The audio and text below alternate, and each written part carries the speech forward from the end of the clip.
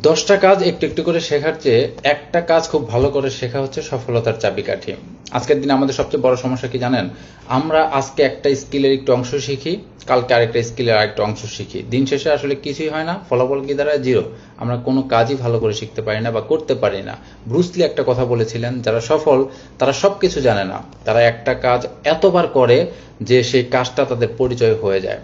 আপনি যদি ব্যবসায় সফলতা অর্জন করতে চান, প্রতিদিন নতুন নতুন আইডিয়ার পিছনে না ছুটে আপনি যে আইডিয়াটা নেওয়া শুরু করেছেন সেই আইডিয়ার পিছনে আরও সময় দিন, আরও ফোকাস দিন, দিনে দিনে কিভাবে নিজেকে উন্নত করা যায়, ভালো করা যায় সেদিকে ফোকাস দিন। দেখবেন যে আপনি ইনশাল্লাহ আস্তে আস্তে ভালো করতে পারছেন।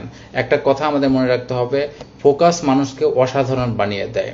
আপনার কাছে কি মনে হয়, অল্প অল্প করে 10টা স্কিল, 10টা কাজ শেখা ভালো, নাকি একটা কাজ প্রপার ভাবে শিখে সেই কাজটা নিয়ে অ্যাকশনে নামা ভালো? অবশ্যই কমেন্টসে জানাবেন। আর যদি এ বিষয়ে ব্রুসলির কথাটা আপনার ভালো লেগে থাকে তাহলে অবশ্যই আপনার একজন বন্ধুকে শেয়ার করে দিবেন কথাগুলো। আমি রোকন, বই থেকে নেওয়া বিভিন্ন আইডিয়াগুলো আপনাদের সাথে একেবারে সহজ ভাষায় শেয়ার করি। ভালো লাগলে কথাগুলো অবশ্যই ফলো দিয়ে আমাদের সাথেই থাকবেন। নতুন নতুন আইডিয়া, নতুন নতুন বিখ্যাত ব্যক্তিদের কথা আপনাদের সাথে ইনশাল্লাহ শেয়ার করব।